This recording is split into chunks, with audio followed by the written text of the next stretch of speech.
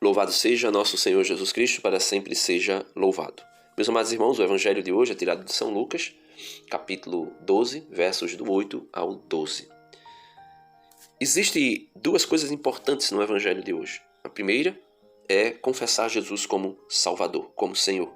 Testemunhar sobre Cristo. É a fé ativa, não é a fé passiva, que São Tiago vai falar no capítulo 2 de sua carta, que é morta sem as obras.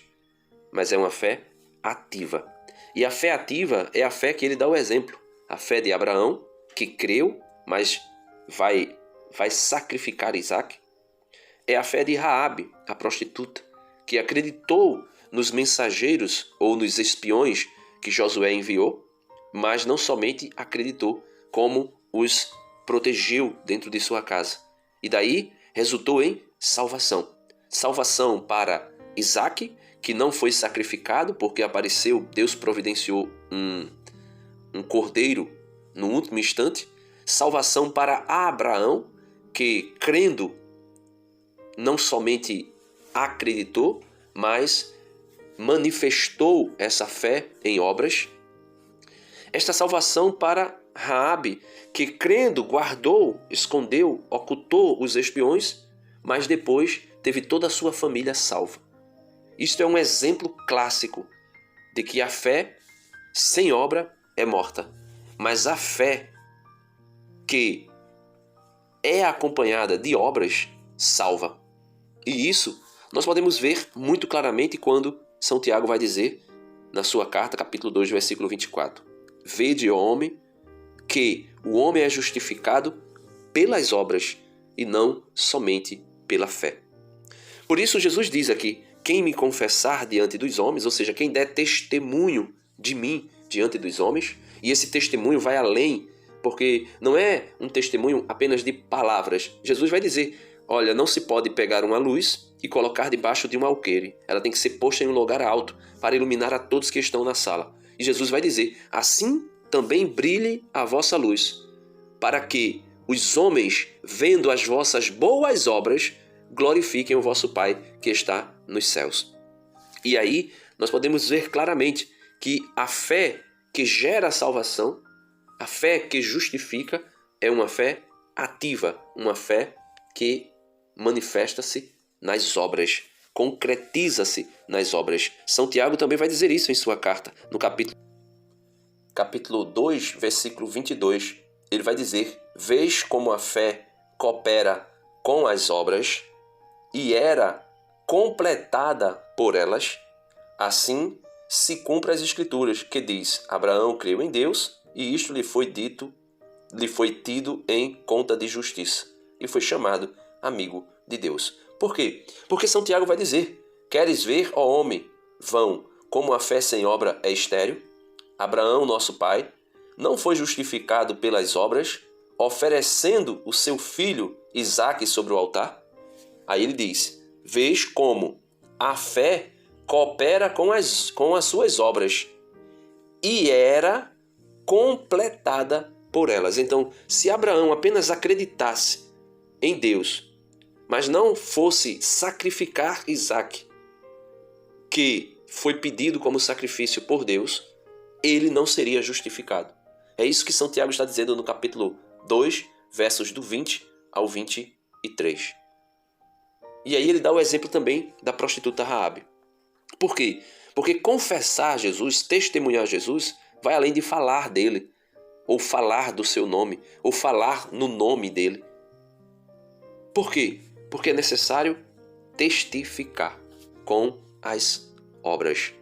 E as obras confirmam, completam a fé.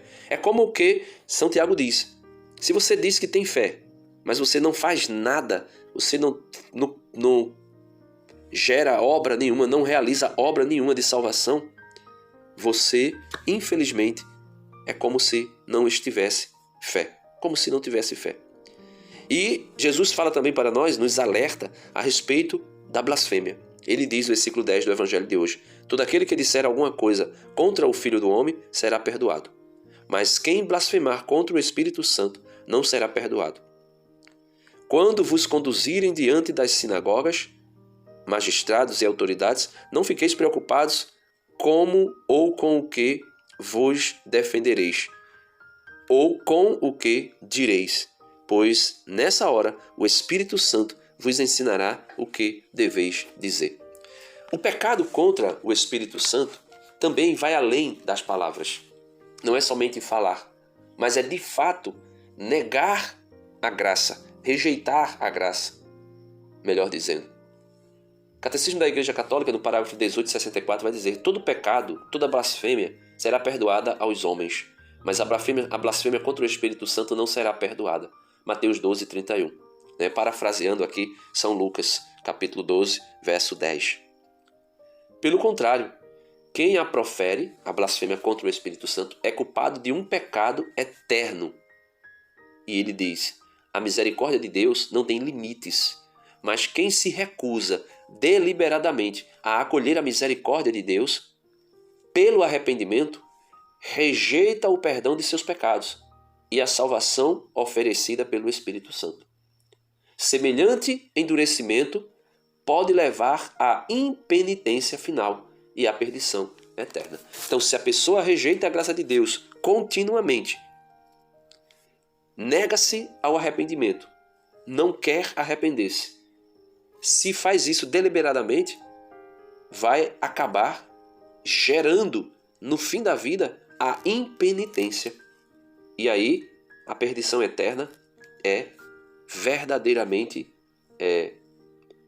realizada, eficaz na vida dessa pessoa.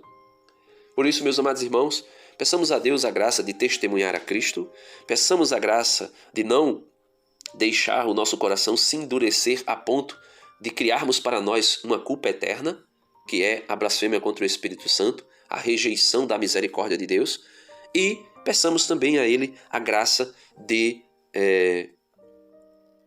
recebermos tudo aquilo, todo auxílio, toda palavra que for oportuna para a nossa defesa diante dos homens, não uma defesa gerada, criada, com elementos humanos de retórica, de conhecimento, mas sim com uma palavra poderosa que é manifestada em nós por meio do Espírito Santo. Amém. Deus abençoe você e até amanhã, se Deus quiser.